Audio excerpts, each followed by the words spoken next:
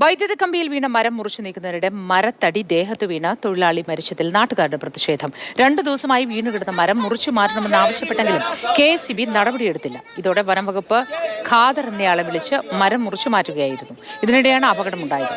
KSEBയുടെ അനാസ്ഥയാണ് ജീവൻ നഷ്ടപ്പെടാനിടയാക്കിയതെന്ന് ആരോപിച്ച് നാട്ടുകാർ പ്രതിഷേധം നടത്തുകയാണ്.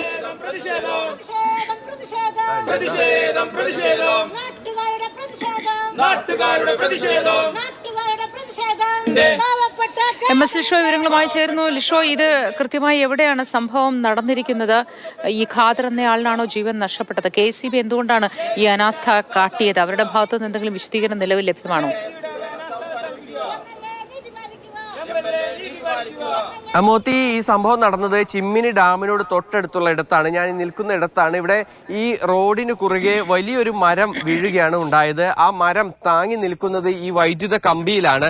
ആ വൈദ്യുത കമ്പിയിൽ താങ്ങി ഇങ്ങനെ നിൽക്കുകയായിരുന്നു. പക്ഷേ ഈ കമ്പി മാറ്റാനായി, അഴിച്ചു മാറ്റാനായി KSEB അധികൃതർ തയ്യാറായില്ല.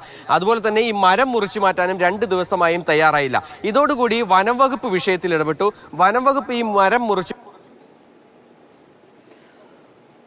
വനംവകുപ്പ് എത്ര ആവശ്യപ്പെട്ടിട്ടും ഈ മരം മുറിച്ച് നീക്കാൻ തയ്യാറായില്ല എന്നാണ് പറയുന്നത്. തുടർന്ന് KSEB തയ്യാറായില്ല. തുടർന്ന് വനം വകുപ്പ് മറ്റൊരാളെ ഏർപ്പാടാക്കുകയായിരുന്നു എന്നാണ് നമുക്ക് നിലവിൽ മനസ്സിലാക്കാൻ കഴിയുന്നത്. പ്രതിഷേധം ഇപ്പോഴും സ്ഥലത്ത് നടക്കുകയാണ്. സംഭവ സ്ഥലത്താണ് MS ലിഷോയി ഉള്ളത്. ലിഷോയി പറയും.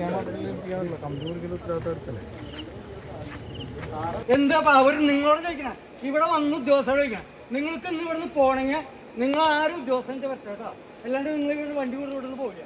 ഈ ആനക്കാട്ടിൽ നിങ്ങൾ തൃശൂർ ചിമ്മിനി ഡാമിന്റെ പരിസരത്തായാണ് വലിയ മരം വീണ വൈദ്യുത ലൈനിന് മുകളിലേക്ക് ചാഞ്ഞു കിടന്നത്. പക്ഷേ പലതവണ ആവശ്യപ്പെട്ടിരുന്നു ഇത് മുറിച്ചു മാറ്റാൻ KSEB അധികൃതർ തയ്യാറായില്ല എന്നാണ് നാട്ടുകാർ ആക്ഷേപിക്കുന്നത്. അവരുടെ അനാസ്ഥ കാരണം പിന്നീട് വനം വകുപ്പ് ഇടപെട്ട് മറ്റൊരാളെ കൊണ്ട് മരം മുറിപ്പിക്കുകയായിരുന്നു.